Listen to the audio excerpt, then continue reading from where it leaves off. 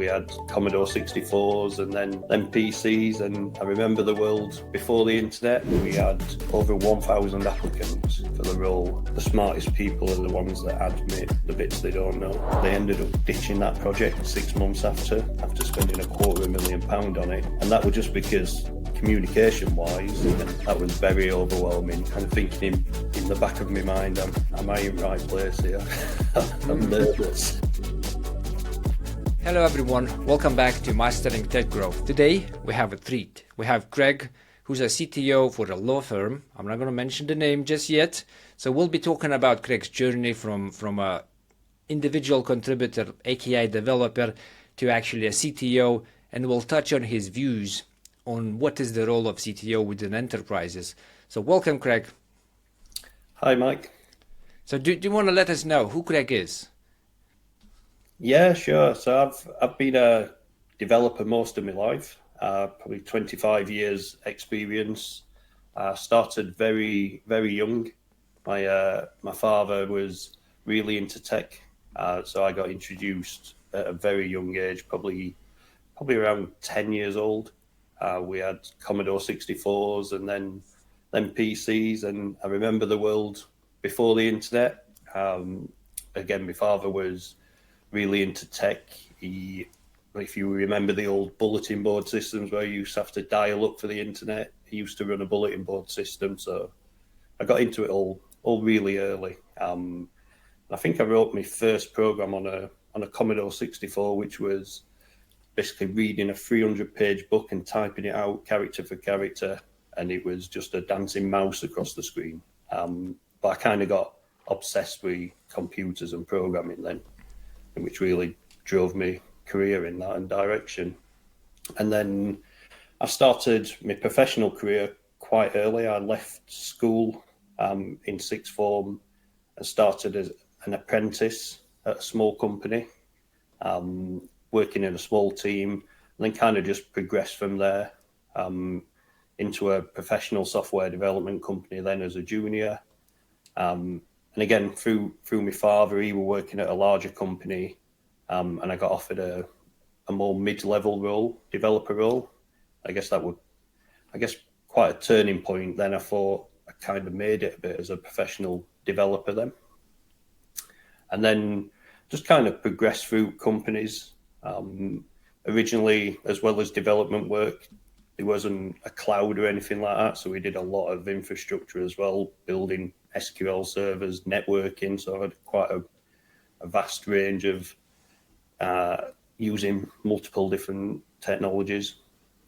And then just kind of progressed. And then a real big turning point in my career was when I was working at a company. We was demoing a solution to some companies. And one of the guys there said, do you want to have a quick, quiet word? And he offered me a role of starting a company as a founder, delivering technology solutions. And again, very young, I got offered some shares in that company, didn't really know what I was signing up for. But in the end, turned out pretty well. And I was there for 20 years, and we built a small company for myself and him into a company of 200 people. There's about 50 developers, 5 teams, DevOps teams, QA, product, and then we sold it to a big American firm. So it worked out quite successful, and I think I learned a lot during that area. And then that's when I first came into the CTO role.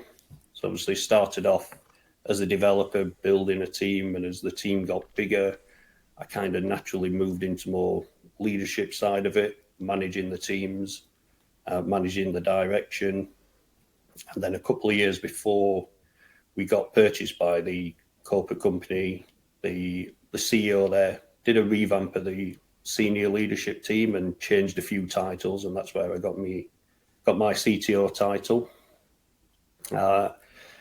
Like I say, I've been there 20 years, and after we got bought out, I stayed for a few more years, and then I thought, I'm 42 years old. It's probably about time to try some different companies. And so I left that company to again, do another CTO role to get some more experience, and that was at a telecoms company, and that was quite a shock compared to what I've worked at, because I'd worked at this company, I built it up and saw it grow over 20 years, and I kind of, like I said, naturally kind of built into that CTO role where I was. And then as I moved to this other company, there were lots of stuff I didn't know, and I learned a lot from that. It was because I guess the startup company I was at, the CEO, we had a great relationship. He had a degree in computer science, but he was great at the business side, and I was better on the technology side. But we worked really well together. And although I was involved a little bit on the business side, it wasn't as much as was expected when I moved to the telecoms company. So I guess, yeah. Actually, Where you now, Craig? sorry. Where you now? What the company you working now for? So now I'm working for a modern law firm. They class themselves as a modern law firm because the way we approach pricing is different to your traditional law firms. And I think the CEO at this company describes traditional law firms as very toxic places. And his driver for this business is to make it a better place to work. So it's a fully remote company as well. And it's all about giving everyone flexibility, work flexibility. And it's working really well. I love to hear that. It's just that new style of leadership, which is slowly seems to be getting a much bigger share of inside of the market. So you mentioned a couple of things, and I was taking notes. It seems that along your career, your father was a big influential figure for you, starting from 10 years and up to giving you that mid-level role or helping you to find that role. What is he still around? Is he still helping you to think about the career? Yeah, so he works. So he helped me get that mid-level role, and then as I moved and founded this company, he eventually came and joined the company as well, and he's still there now. So he kind of moved. I'd probably say about 15 years ago. He kind of moved away from the technology side and went more into the management side and business side. So and he's still there. So he still dabbles with a bit of programming now and again. But I guess I kind of see it as though I've overtook him now. Is, I mean, when you've been in the market for so long, you've seen these technological changes and innovation and growth, and you mentioned that pre-internet, technology space is just so different. And I remember myself just sitting in a balcony, and my dad is he's a math professor back in Lithuania, which is my home country. So I was sitting. It was like a spring, almost summer. It was very sunny and warm, and I was just in a balcony drinking tea, and I was I'm gonna grab a book, and I just grabbed like a random book from his shelf, and it was HTML4 book. And I was, just going through the pages, and I was like, I could build a website. Like that seems just easy, and that was it. I was like 16, and from that point on, it's all just coding, computers, and tech, which is so odd how life, have these pivotal moments where just send you to that direction. And the question I have, Greg, do you remember that moment where you went like, you know what, I'm gonna leave that hands-on part of my career, which is the coding and the cloud and the servers, and I'm gonna go work with people. I'm gonna become a leader. I'm gonna take that management. Was that a conscious decision from your part, or was it just that because it was your company, you were just doing what needs to be done? Yeah, I think so. I was thinking about this, and I think I kind of had no choice because the company was growing, the development teams were growing, and I just didn't have enough time to be involved in everything. So I kind of were forced into that. I've got to take a step back, ensure everything's on track and provide that direction for all teams. So I kind of, I feel I kind of just naturally went into that role. It weren't necessarily a conscious decision. But I've always found that most companies I've worked at, I kind of always fall into that leadership role. I tend to always end up leading a project or leading a team, and so I think it just naturally grew into that. That's good. I had struggles with this, so I felt like I hit the ceiling as a as a coder, as a senior developer, and I've been in that space for a couple of years, and I was like, what is that next step? How do I go to that next step? And once you develop a certain amount of knowledge within the business and the team, you're getting all the questions, and you are able to provide all the answers. So you sort of naturally become a go-to guy, aka the leader for the team, and you just lead the team, you lead the projects, and at that point you're getting that choice to make. Do I go and commit fully on leading people, or do I still want to do the coding? And I was struggling for a couple of years on making that call. And one of the big mistakes when I actually made that call was that when I went into that leadership position, I didn't really realize that I need to delegate and just trust the team doing things. So I would tend to gravitate back into doing things myself, which is a very common mistake, a fresh leaders do. So in your position, do you feel like that was something you did, or you were just absolutely fine? You stepped into leadership role and you were like, what, I'm just done with doing hands-on work. No, I feel like I was exactly the same. It's really hard to let go sometimes, and like I say, I kind of got forced into it just because of the amount of work. But I learned a lot. We took on a lot of graduates as the company were growing, so I learned a lot about how to help them and seeing them grow, and kind of realized I can utilize my skills to help them grow, and seeing them grow. And when you can see passion in people as well, it's really easy to give them that little bit of direction and let them go off and grow that way. We had a lot of graduates that within 3 or 4 years within the company, they were leading a team and senior developers. They really excelled, and I think that really helped, because you've got to let them have that bit of freedom and innovation. Otherwise, they won't grow. If you're just telling them exactly what to do or getting involved and taking over, they never get that opportunity to grow. So, but yeah, during that transition, it is really hard to let go, because you always think, oh, I'll just jump in and I'll do that and I'll fix that, and you've got to realize to step back as well to see bigger picture. And as I said, because the company was growing so quick, like I say, we quickly expanded to 50 developers. There was no choice really. Otherwise, it would have been bring someone else in.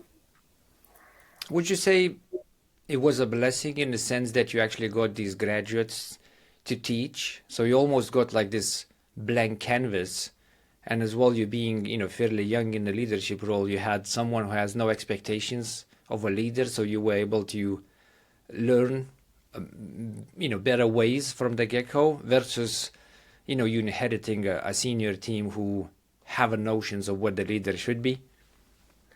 Yeah, no, I learned a lot from them as well, because they've come straight out of university. They've got all these great ideas, and can we try this? Can we try that? So I learned a lot about helping them work on different ideas, and again, getting past that bit of resistance and letting them go down that route. And I had a great guy who joined us, who he was very passionate about training, and he drove an innovation within our team of running tech talks within company, and helped push the newer junior people to get up and stand up in front of all the developers and show a bit of new technology. And I learned a lot about that, because he was so passionate of doing that. And then I learned how that can help people grow and help with their training and progression. So I also learned a lot from them as well. Um, would you think that you being a developer made you a different leader, made you a different CTO? So I'm effectively what I'm asking is there a difference between a person who finishes an education of being CTO but never was a hands-on developer and goes straight into this management role versus a person like you who went through all of these stages of knowing nothing to junior to mid to senior coder and then becoming a leader? Yeah, I think there's actually, sorry, I lost my way a bit then. Yeah, start again. Sorry. Not a problem. Sorry, can you ask that question again? I lost my way. So what I want to ask, Craig, is there a difference between a CTO who went through the career path just like yours, who was an individual contributor, who was a coder, a junior and a mid and a senior, and then became a leader, comparing to someone who goes through professional education and goes straight to CTOs and never did an actual hands-on coding and just goes straight into management? Yeah, I think it makes a lot of difference as well because it's that experience. You've been through a lot of things. You know what works. You've worked in lots of different companies, so having that experience of what's worked, what hasn't worked, with training, with technical decisions, everything. I don't think you can beat that. There's such a vast range of technology out there. It's by having that experience over the years and seeing how different technology works in different companies and different size teams, etc. I think that really helps. Would you say that it's possible to be a CTO just based on your technical knowledge?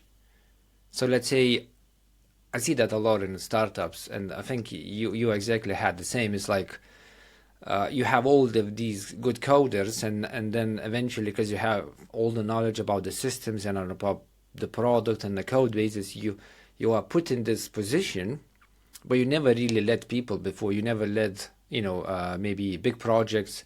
You never made these decisions almost at the business level, and you just go like, hey, I'm very good with this technology. As a result, I'm going to be CTO. Yeah, no, I think you've got to have that business acumen. I think because I've always loved the thought of running a business, and I always think when I'm looking at technical solutions, how could we sell that, or how could we turn that into a SaaS product? But one thing I've never been great at is all the other things, sales, HR, all that, and that's where I find, for me, the CTO role was a natural fit. So you was involved in driving the business, helping deliver the business goals, but also keeping your hand in tech, your passion in technology. And I think if you've just got that technical ability, I think you're going to succeed better as a CTO with that business knowledge as well, because it's not just about thinking of a technical solution. You've got to think about how it's going to affect the business. How is it going to scale? How are we going to scale team? I find that a lot with some technical people when they've chose a technology and they said, we want to do this because it's the new cool kid. We've got to use this new technology, but they've not thought about what happens if the team grows and we need to bring another 4 developers in, but nobody knows this technology. They've not thought about the consequences of investing to train them up. I So like that. I think having that a bit of business background knowledge is key, because you are in effect helping the business drive forward and deliver their goals. I love that strategic aspect of that role.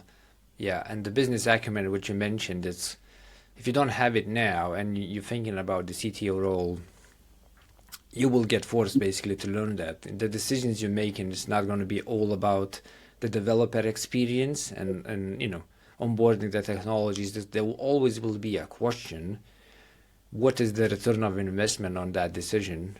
Or which trade-off are we making? And At the end of the day, that business acumen is about making more money as a business, and you have to weight in that into all the decisions you're making as a CTO. So we're basically saying that just having the technical skills will probably not be enough to sit in a CTO, though, or at least do that role well. Is that correct assumption? Not assumption. Is that correct conclusion? Right. Okay. Cool. So that's what I think. Yeah. all right. So do you encounter this like when you work with your own team? Let's say you have maybe your tech leads or maybe your head of engineering, and you see the lack of that business acumen. It's like, how do you go, like, you're not thinking about all the things you should be thinking in this role, and if you want to advance, like, this is how you should be thinking, like how you even approach getting these skills into people so their career can progress? I think that's quite a difficult one, because some technical people want to stay in that role, and I think, to me, this is where the principal developer VPs come into place. There you can still be at the higher end, but you're leading the technical decisions, but not necessarily get involved in business side. But what I found is, I think from a CTO point of view, if you, during your communication with your team, if you're telling them about how this is going to affect the business, how it's going to help grow the business, and we're going to choose this solution because it'll help scale and it'll be cheaper to scale than this one. I think if you can start setting a few seeds like that, that helps as well. Like, if you get them involved as much as you can on why we're doing this, I think they begin to see that picture of, oh yeah, we need to think about this. It's not just about choosing that technology or because this one's cool at the moment. We've got to think about other things.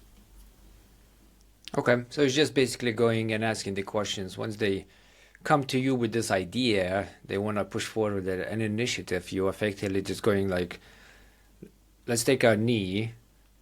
What about this? What about that? And you're giving those challenges back, which is a lot more strategic, a lot more business acumen driven, that forces them to go and answer those. And as a result, you start teaching them to think about these.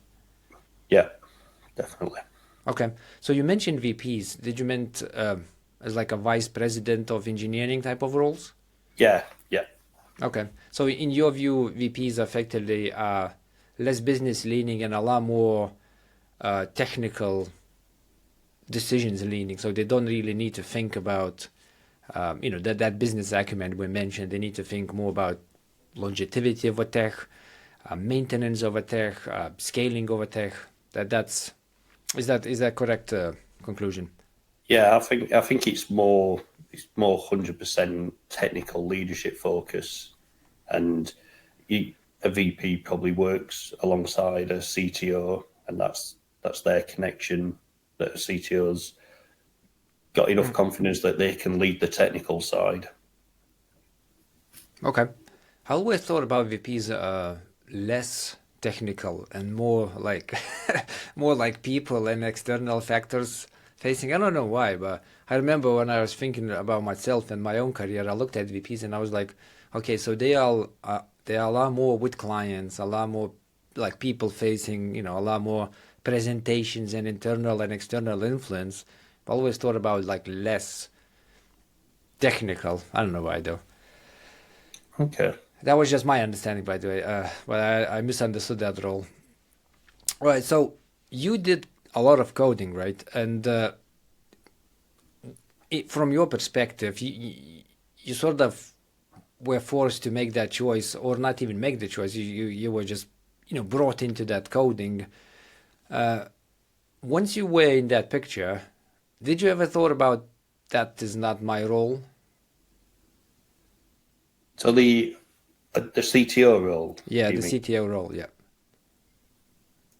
No, I don't think I ever thought that, because I think, like I mentioned at the start, I've always had a desire to run a business. I've always had that entrepreneurial thinking behind myself. So, like I say, I found it as the perfect middle ground of being involved in the business side, but still being able to have that passion for technology.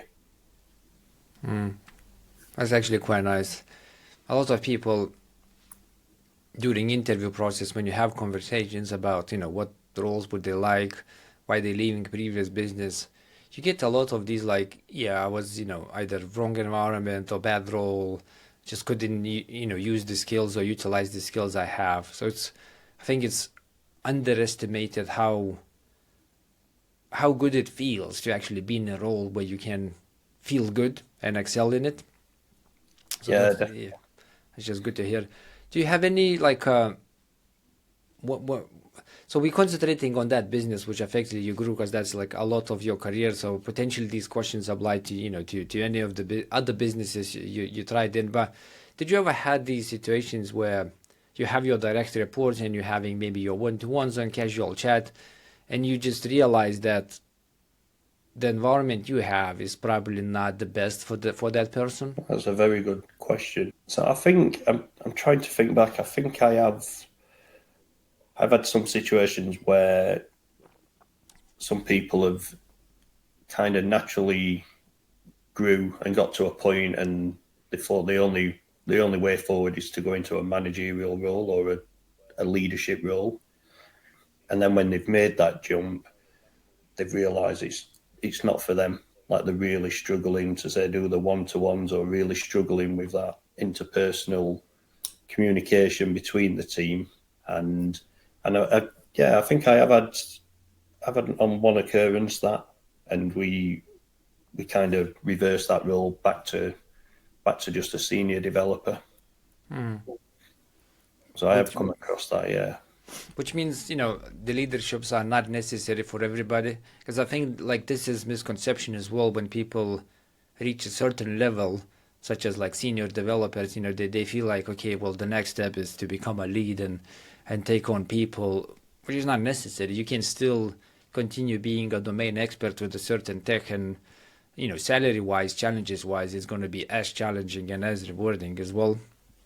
And to give you context, Greg, that question is coming from my brother who works, in an environment which I feel like he's not resonating well because of just the environment itself. And he's a person who just needs different leadership, and that's where my question was coming from, because that cultural fit is a real thing. And when you get that answer, it just feels nonsense. Like, yeah, I myself got that answer in some interviews, and I was like, "What is this? Like, what are you talking about?" But once you start building teams yourselves, when you start hiring people, it's a very real thing to be a cultural fit and to be not fit for whatever is the business culture. So talking about this, when you do interviews, Greg, what are you looking for? Do you look for like, do you have your own style of going like this is a good candidate? yeah. I think over the years, because I've worked with so many different people, quite a lot of experience, and sometimes you can just tell. Like if you're having great conversation and you're talking about technology and solutions, you can kind of just pick up sometimes that's a great person. They're going to fit in really well with the team.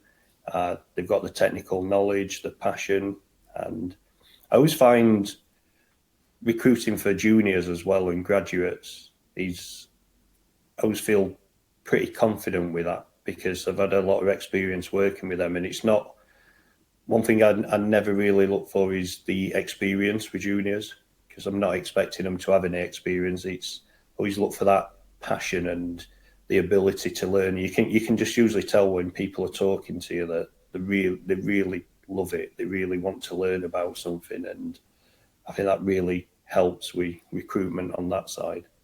So I've just been through a recruitment phase where we hiring some junior developers. We had over 1,000 applicants for the role. I think we did 30-minute interviews with about 30 or 40 of them, and then progressed through to an assessment and then a face-to-face. And the variety of people there was unbelievable. There were some people that were self-starters, done a boot camp. There were some graduates in there, and you can really tell the difference between the different types of learning and where they've got to. I love that hunger element of like I want to learn, I want to experience things. That's something I look for as well. And I'm a strong believer for looking at the soft skills, or I mean they call it soft skills, but it's just like communication, understanding, what is the team, how team works, how to be a good team player, teaching others and all of that first, and then looking at the hard skills second, because the hard skills are quite easily teachable. Like if you have someone who's a domain expert, you're just gonna, pair them up for like 3 months, and if you are a coder, you will pick up any tech quite quickly. But it's very hard to teach character traits. Yep. There was a great example during the interview as well. There was one person was really struggling with the assessment, but they reached out and asked for help. And they were saying they were so scared to reach out. They didn't want to look like they'd not got the knowledge. But I said, no, that's fantastic. That's what we look for. Don't be afraid to ask. You're a junior. You're going to be learning. I'd rather you come out and ask rather than sit there worrying, trying to sort something out. Yeah. I don't know why people tend to cage out on this one. We actually had a quick chat with Rob Wade, who's one of other episodes, where he, as a CTO, he's like, I'm always acknowledging what I don't know. And I just go like, I have no idea about this, so I'll need everyone's help to make the right decision. But on opposite, a lot of people somehow are afraid to say that they don't know, and they try to, navigate the conversation or even the situation by not showing that they actually don't know, which is often comes back and just doesn't work out. Yeah, I think I've seen a few quotes along them lines where the smartest people are the ones that admit the bits they don't know. And I think that helps with technology teams as well. It's like I'll have no problem saying to the team, I don't know about this. And I think that helps them as well to say, yeah, I don't know about this. Yeah, leading by example, isn't it? It's like if you acknowledge that you don't know something, they're probably getting this freedom to acknowledge they don't know something as well. Yep. All right. So, excuse me. Sorry. Talking about asking questions. So when you stepped into that CTO role, and that was your first CTO role, so you transitioned from the developer to CTO, did you encounter any like resistance or skepticism, maybe from your peers, maybe from colleagues, maybe from people you are managing, like any doubt in your abilities to lead? No, but I think I was quite lucky because obviously I've been at that company. I was a founder at the company, and it was only probably 15 or 16 years that I kind of took the CTO role. So I'd already been there, and they'd seen me build teams up, and I guess I kind of built that respect up with people. So I never had any resistance or anything like that from anyone. I think it's probably your skills, Greg. It's like, even if you've been in a business there, I think people would have came out and were like, what, Greg, there's some situations around you where you need to upscale. It's usually that what happens. So I think it was calm waters is probably because you did great in that role. So okay, so no resistance, no challenges. Did you ever feel overwhelmed or under a lot of pressure in a CTO role? Maybe when the business scaled up very quickly, and you guys maybe when you were selling, maybe in some other roles, but there's often these high stakes situations which we're getting put in, to make a decision or make a big plan or not. Like emotionally speaking, did you ever feel overwhelmed in the CTO role? I had a quite an overwhelming experience when we got purchased by an American company. We flew over to America and found myself in this huge boardroom with these hugely important CEOs from this huge corporate company, and that was very overwhelming. I kind of thinking in the back of my mind, am I in the right place here? I'm nervous, and so that was an experience, and that was one time where I did feel very overwhelmed and Was vulnerable, I that guess. a presentation or just like a casual roundtable conversation? Yeah, because we'd just been purchased. They wanted our senior team to go over there and meet everyone, and we was planning to roll out our product in America.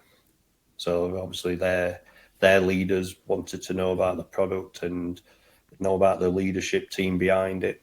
So, but yeah, it just felt really overwhelming. It's How like did the you deal? How did you people. dealt with that? Is that just like breathe, breathe, Greg, in your mind? I was like, did you do anything specific? No, I guess just try and not be nervous. And like I say, I had a great partner, the CEO of the company. We'd worked a long time together, and he was fantastic at managing situations like that, and he really helped. Like he'd drive a lot of the conversation and then bring you into the conversation. Hmm. I would say he was really good at protecting you from that. That's good leadership. Yeah. Okay, so if we reflect on your journey of going from effectively zero to hero, do you think there's a you know like a crucial skill to your success which you would cherry pick out and go like, because of this, I was able to do these things? I think it's the passion and always wanting to learn. Like I live and breathe technology. I can't help myself. When I finish work, I'm sliding through Twitter, reading the latest trends. And I think a big thing I always do as well, I always reason about things, and I'll spend a lot of time thinking about it. And I won't just jump into a fad or a trend. I'll really think about it and consider it, even trial it, play around with it before making decisions. So I'm almost like I don't know how to describe it. Almost quite reserved in decisions. You need an extra, how it's called, I think from psychology perspective it's called a reflector, where you sort of like need to take a lot of information and then just sort of reflect on the data points you're getting before you make a call. Is that like a Yeah, correct assumption? Yeah, I remember I did a couple of tests as part of some interviews where they go like, oh, this is how you think. And I remember that reflector being part of my answers because I do the same thing. It's like I mean, decision velocity is quite important in all our roles, but at the same time, like I want to cast a huge net, get a lot of inputs, and then sort of reflect on those inputs before I make a call. Does that sound like you, Greg, as well? yeah, definitely. Hmm. And so you mentioned that after work you're doing more work, and Yeah, that's me as well. And I remember I got these questions in like one interview, and they were like, "What do you do on your free time?" And I'm like, "I do the same." Like it's like I just love tech. I love what I'm doing. Maybe we're lucky like that. Maybe we're lucky like that. yeah. Right. I'm still very excited about it. When I see an article on LinkedIn or Twitter, I can sit there and read for hours Hmm. and start getting excited about it, start thinking, oh, could we use this in one of our products? And Okay. Do you think the market is not paying enough attention on leadership and soft skills? So, because you mentioned, the articles and I have my own sort of feeds as well. So, but it's always some type of tech, some type of problem solution placements and whatnot. But very rarely do I see a real takes on like people management, leaderships, and soft skills like communication. You do see them, but percentage wise, I feel like it's just like maybe 1 to 5. yeah, no, I agree. And growing the startup company I had, there was no formal training or discussion about management training, communications, or anything like that. And one thing I did find when the corporate company bought us, they obviously had a lot of training in place, and a lot of the team. It was the first time they'd ever been introduced to a management training, and you still don't see it a lot in companies. And I think it's really, really important, especially for helping what we discussed about before, someone transitioning into a management role. You've got no experience with it. Sometimes you need that little bit of help and training. I But think I you agree, need, yeah, everything's so much tech and tech focus. You don't see it as often. that's a very good shout, and I fully agree. Like that especially that transition, if you make that, lateral jump where you have a one career path which is all tech, which is all hands on, and then you make that lateral jump, you go like, I'm going to manage people. Like once you make that jump and you make that decision, it might be a wrong decision. Maybe it'll come back, as you mentioned, with some, you know, some situations you had. But if you stick with it and you made that jump that first year, any help you can get where people actually teaches you how to do one-to-ones, how to communicate, how to delegate, all of these skills you likely don't have when you were doing hands-on coding, and these Yeah, skills are very important for you to actually do a good leadership. And now you're responsible indirectly for work which is coming from like a lot of people. Maybe you got a team of 8 or 6, or maybe it's more. So doing these things correctly is actually a very valuable skills, and you're right, the training for that. I personally never seen in any organization where that is a module you get when you make that jump. But maybe it exists, but yeah. I've noticed. I've recently, well, probably about 6 months ago, I enrolled on a academy called CTO Academy, and Mm. a lot of their sections about people management, leadership, how to manage your team, and which I wasn't expecting because it's a CTO academy certificate, and so that was quite surprising to see. But great, I think it's a great skill to have, and you need to learn it. Mm. So it was really pleasing to see that in that CTO course. I think I know them. They literally CTO Academy, isn't it? Like if you put it in Google, it would be CTO Academy. Yeah, Yeah, I think I it's know them.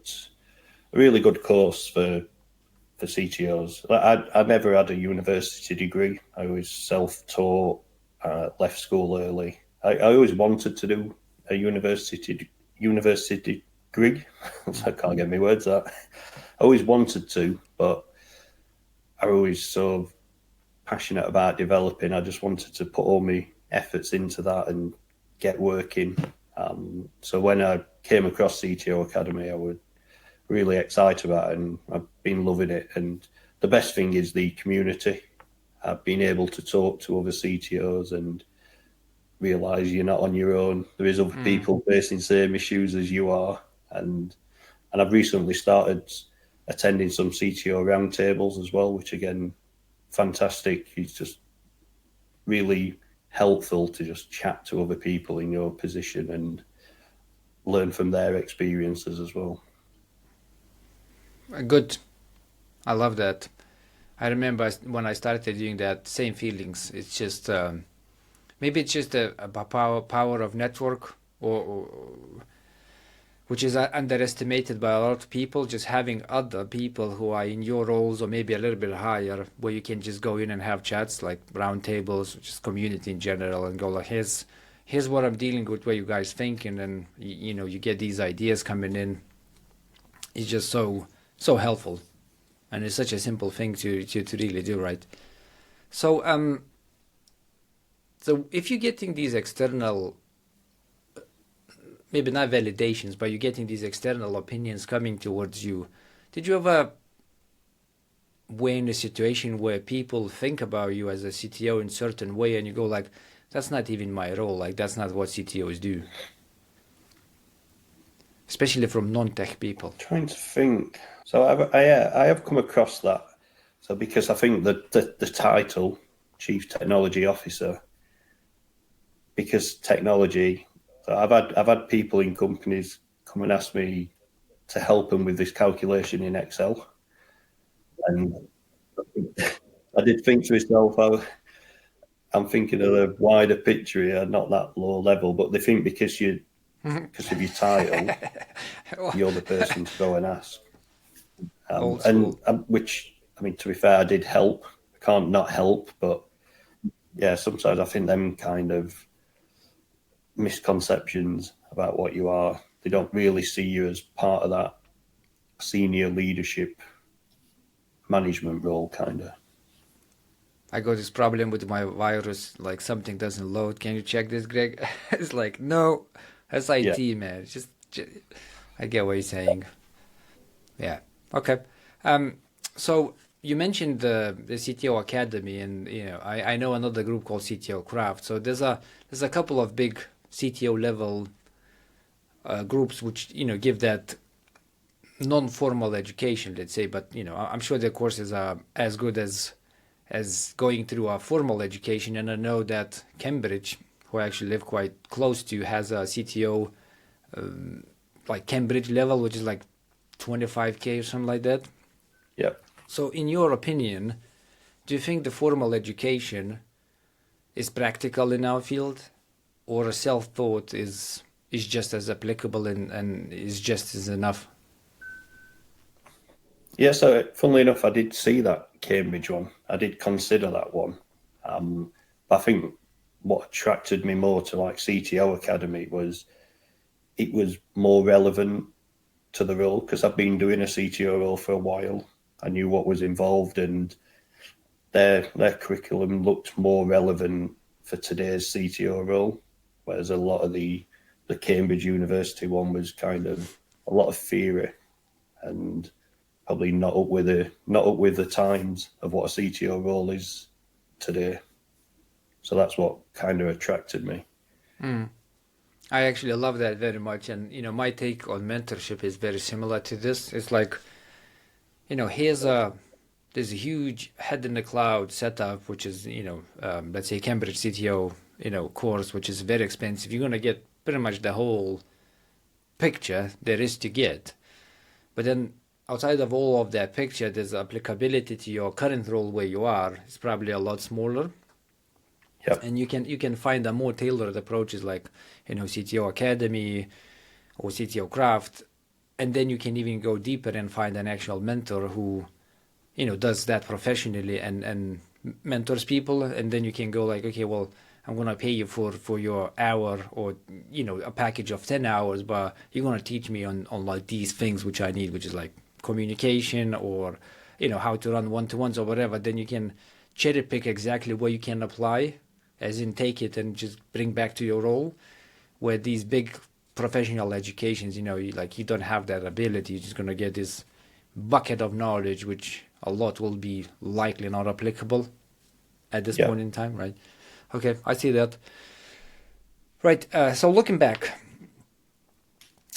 when you started, any advice you give to yourself? So if you have time machine, you just jump back, hey, younger Greg, don't do this, before you actually start the CTO role? I think it's just don't try and get into it too early.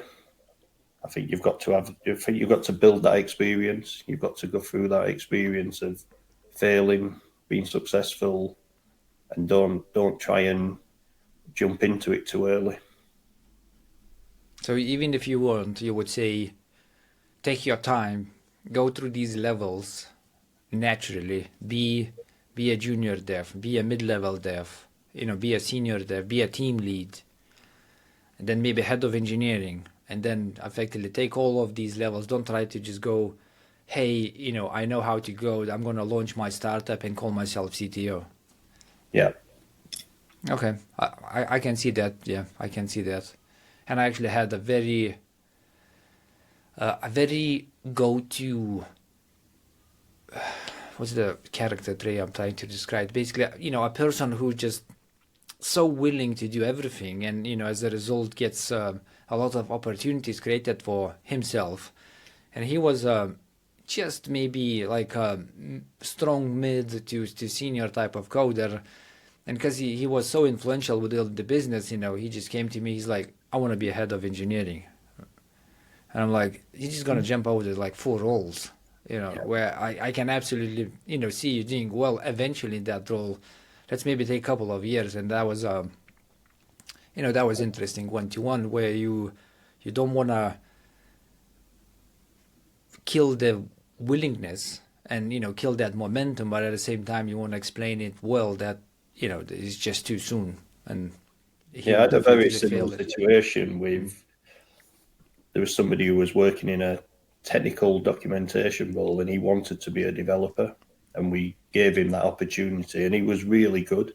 But within 6 months, he said, I want to be a senior developer now.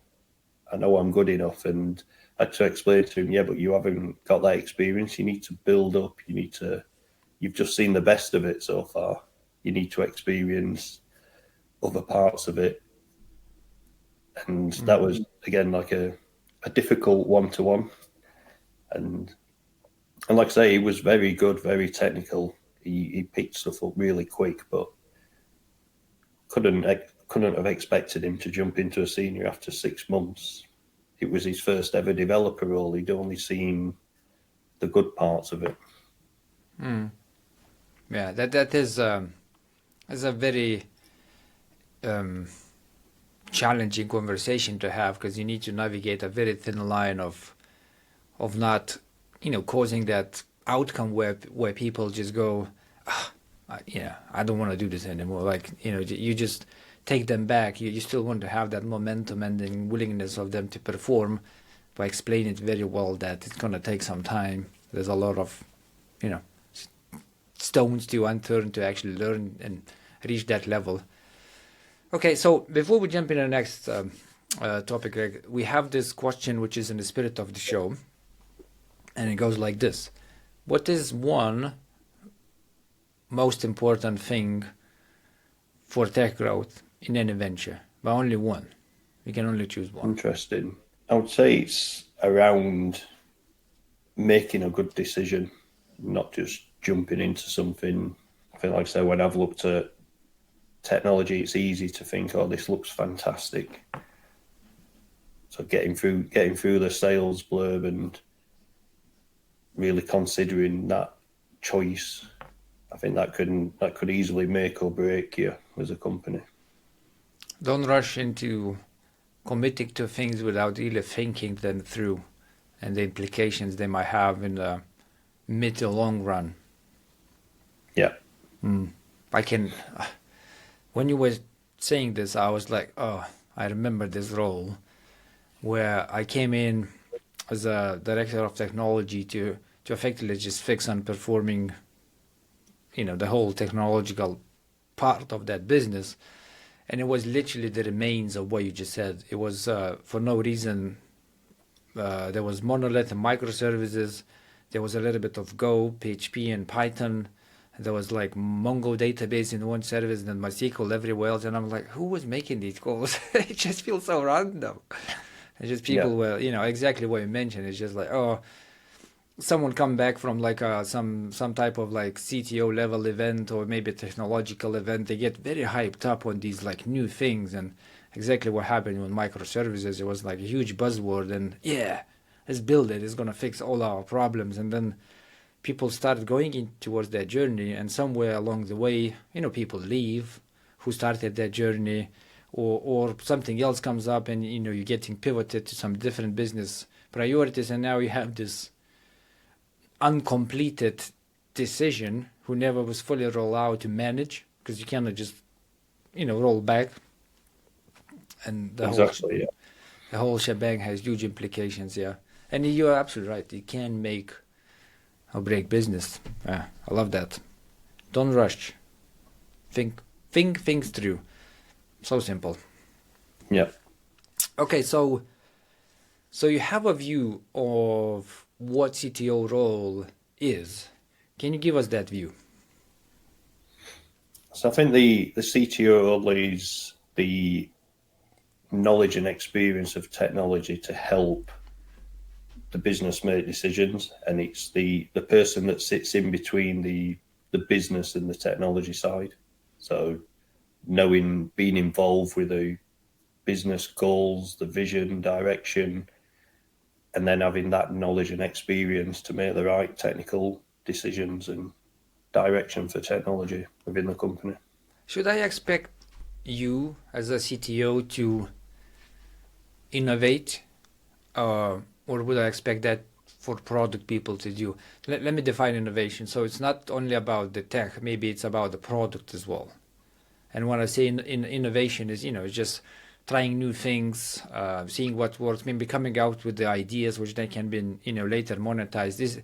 Would you say that sits with CTO, or is it more like a CPTO, like a Chief Product and Technology? It depends what type of CPO you're working with. So I've worked with a couple. I've worked with one who was very technical and similar to myself, always looking at the latest things that are out, always looking at what options are there. And then I've worked with CPOs that have not really got any interest in technology side. They're more about delivering a product for customers.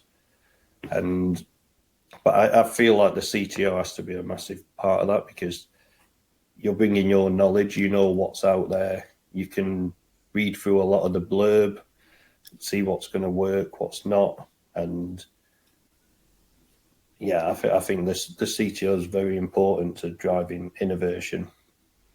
Okay. Would you say that then CPO is a peer to CTO, like it's the same level? Or would you actually want CPO to report to CTO? I'd think they're on the same level. It's just there's different type. I feel like there's different types of CTOs and there's different types of CPOs as well.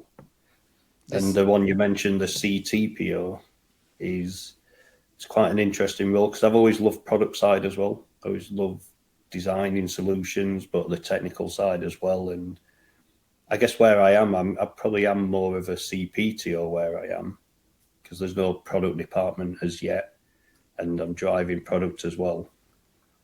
Oh yeah, But I also think, like say, there's different types of CPOs as well.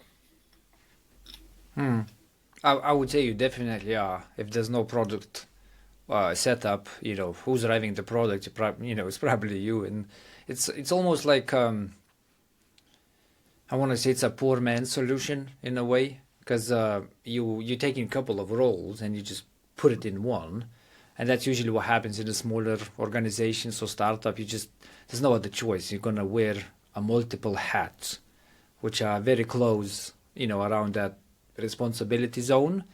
And the product and technology are, it's just so close, especially if you have these, SaaS services or anything what's online. You pick on that. Maybe you're not the best product person, there might be, but you can definitely drive that for quite some time before you get like a dedicated CPO. Yeah, Okay. definitely. What if we flip this or look at it from different angles, Craig, and ask a question? Can a business go without a tech person such as CTO and be successful if it's a technological business? So let's say you just outsourcing everything to Ukraine or whatever.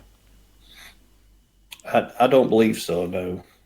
I mean, technology is a massive part of any business, and I've experienced it in a couple of companies where, exactly like say, they've paid another company to do it, but you've not got anyone there with that experience or knowledge to know what they've delivered any good. And I've seen it where the product's there, you can use it, but it was a complete mess underneath. And as it started growing and getting bigger, they basically wasted a lot of money on something that's just not going to scale and needed to be redone. And a perfect example at a telecoms company I worked at, they got a really huge legacy system, and they had a person there before I joined as a CTO, so they didn't have a CTO. They started a project, we'll modernize it, we'll create this project. And similar to what you mentioned, there's lots of different technologies and services, some Go services, and the solution was quite good. But what they were missing was communication to business leaders. So they ended up ditching that project 6 months after spending £250,000 on it. And that was just because communication-wise, the business had got sold this modern platform that we can build, but wasn't told or communicated to the effort that's needed to do it. And if they'd have had that and a bit more direction, another 6 months and that product would be out there instead of just shelved and money wasted on it. So I think you need that person with experience to provide that bridge between technology teams and the business side. I love that, and I can absolutely see that. Um, and I got hired to one of the startups way back, which was literally that. They used offshore company. They got product build. They started to get the product out in the market, and quite successful. They started adding some real load on the system, and it just broke. And they were like, "Well, no one can validate the solutions we're receiving. Are they scalable?" And that really opened up that role. Can this be done by a fractional CTO?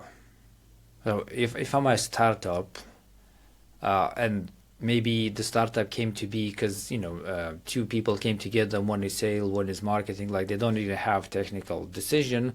They build something, again, maybe with offshore, they have something, it's running. Can they put a fractional CTO to do what you just described?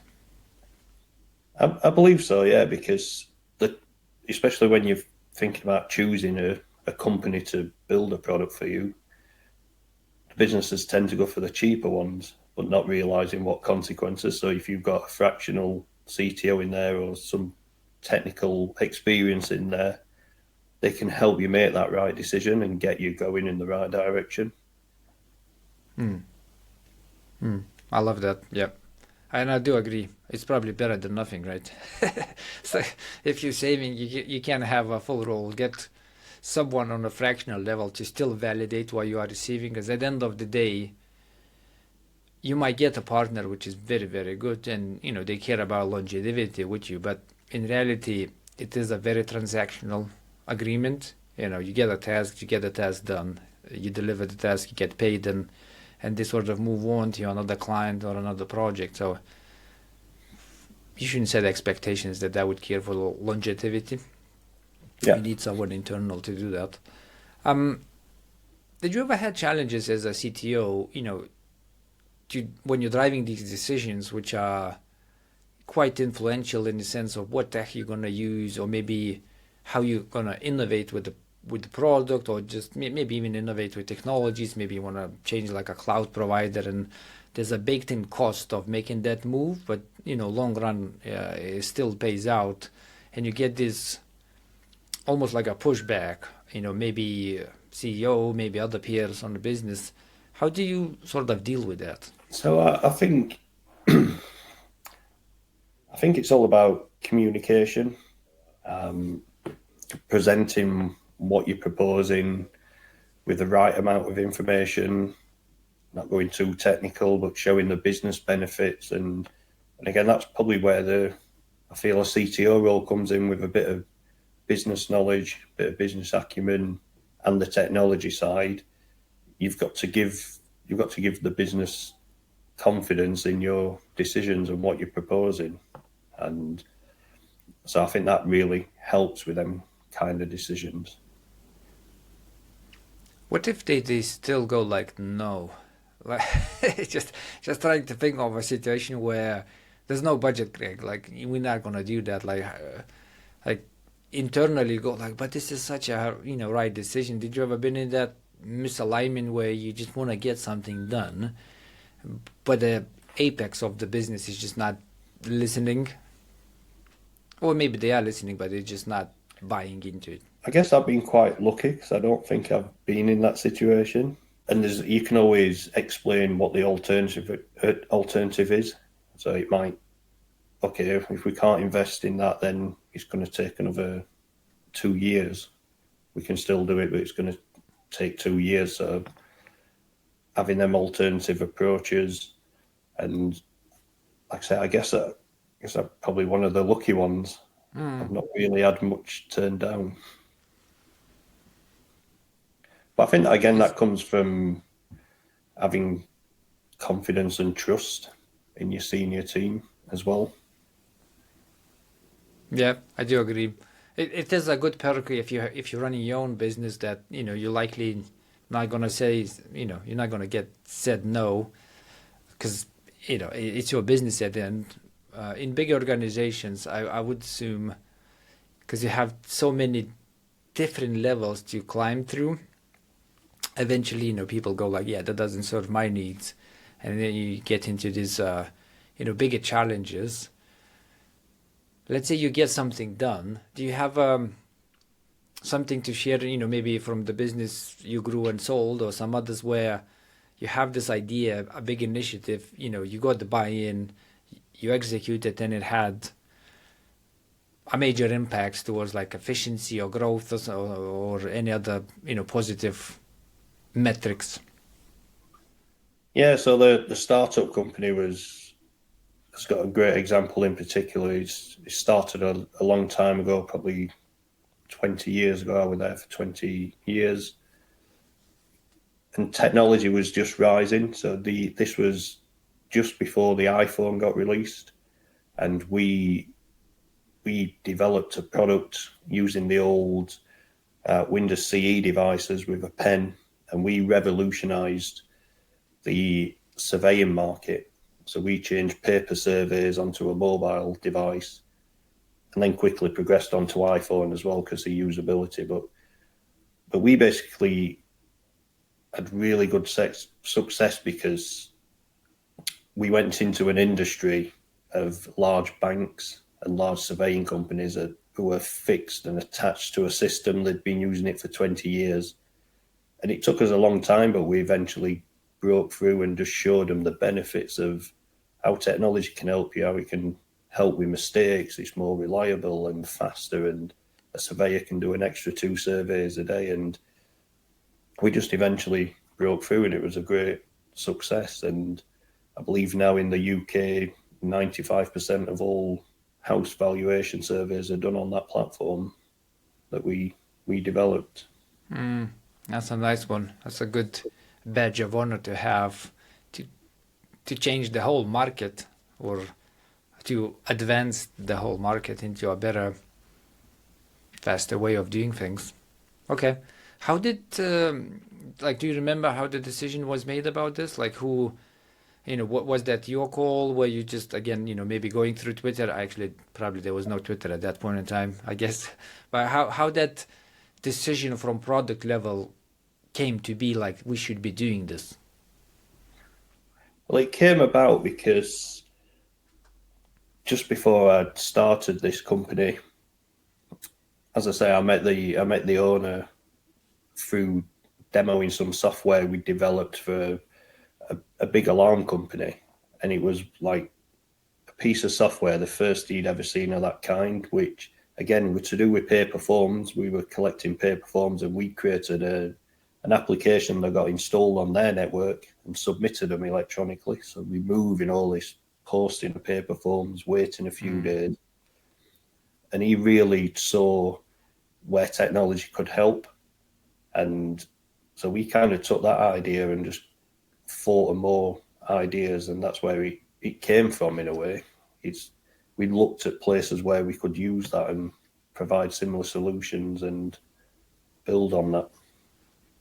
Very, very organic process coming from effectively what you were doing anyways, and just sort of iterating. Do you had any conversations with the market, or that just came naturally because you were already doing something in that area? And when I say conversation with the market, like, product discovery type of conversations. Yeah, so the owner who I met, he was running a company selling mortgages, and his biggest pain point was these huge documents and forms they had to fill in for the mortgage companies. I think that's where, and he saw that solution I was demoing for this other company, and that's where it kind of clicked. And it was like, there's so much we could do, got so many ideas, and that's where the company came around from. It's people are not seeing vision or how technology can help. Such a nice story, Craig. It's one of these almost like cliche, when you think about the business, just think about fixing your own problems or creating a solution for yourself first, And I think that's in any like entrepreneurial book. It's like if you have a pain point, think how you can fix it for yourself. So that's one of these where you just went like, I have a business, here's my pain point. Let's let's serve ourselves first, and that was just applicable to the whole market. Yeah, I think the advancement in technology really helped with that as well, because it was like really on the brink of mobile devices were becoming more important and more advanced. I mean, when we first started out, the to be able to take a picture on, we had to attach a camera onto the top of the device, and then the iPhones came out with a camera that was 10 times better, and that just kind of accelerated, and everything's just in one package, and just seeing vision to we could really utilize this.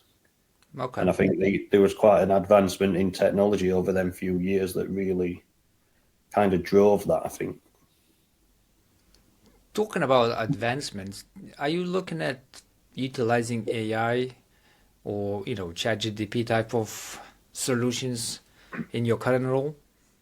Yeah, very much so. I don't think you can look at it really. And the biggest thing I've found with what I really love about AI with ChatGPT, Google, Microsoft is it's just how accessible it is to everybody now. It's you can quickly fire up a large model, press a button, and you've got your own private model, and just start programming against it. If you think back 5 years or so, unless you had a couple of £100,000, you weren't ever going to get started on it. You had to put a huge investment in, and Google and Microsoft and Meta have just opened it up to the world in effect. Yeah, you're absolutely right. The accessibility of tech is ridiculous right now. I mean, it's probably gonna just improve. At least we should hope it will improve. But you're absolutely right. It doesn't take much to have the fundamental tools everybody has to kick off with the ideas. The difficulty is just trying to piece it all together now, though. Utilize it for what? Picking out where it can be used efficiently and help out. That's like a experimentation type of culture. Do you look at the businesses you work for and you go like, okay, how can we get this, culture of innovation, culture of playing with tools happen? So we effectively, playing with the newest tools and we constantly trying to create something which doesn't exist by just, experimenting and innovating. So in a lot of companies, we've always drove innovation. I mean, developers are always quite creative anyway, and whenever there were new technology, we always provided time to experiment with them. And again, because we knew our business started from that, we started the business based on innovation, trying something that no one else had tried. So we always made time to enable people to try new technologies, play around with stuff. We did stuff like yearly hackathons where over Christmas we had a week we just bought some technology and just played around. And I remember a few years ago we were playing with the VR headsets when they first came out, and I think you've got to, if you show people they can have that time and foster that innovation, I think that's a great way to progress with it. Again, goes back to the lead by example situation. It's don't ask people to do it, or send a memo, here's the time, just go ahead, be part of it, try to innovate yourself, lead by example. I mean, it sounds like a very healthy environment though, Greg. It's like, I've been in many companies and you sometimes have this where the space is given to innovate and it's really, you can sense it's part of the culture, like everybody thinks like that. But then you have different cultures which are a lot more labory, and it's just like do projects and what brings revenue, and there's really no space to even breathe and take a distance from what I call business as usual operations and actually think about innovative ideas. So it's good you had that culture. It just sounds like a very good and healthy culture. So last one, Greg. We've been talking for about 90 minutes. So last question, I promise. Do you have like last words of wisdom you would give to anybody who want to become a CTO, or like aspiring CTOs who are listening to this and go like, you know what, I would like to be where Greg is? Yeah, I think going back to what I said, is build your experience up, go and experience working in different companies, seeing how different businesses work, seeing how different technology teams work, and just get that experience and breadth of knowledge, and then decide whether it's for you or not. Okay. Are there any misconceptions which you would like to debunk before we finish off, in the sense of how people think about CTO role, and maybe they have some belief that is a lot of money and they can just command everybody or something like that, like any misconceptions you came along? Yeah, I think the CTO, I don't think there's a one size that fits all. I think different types of businesses need different types of CTOs. If you're a small startup company or a medium size, you might want a CTO who's a little bit more hands-on and can help drive some of that business. But then on the other hand, if you've got a large company, a large corporate company, I think that takes a different type of CTO.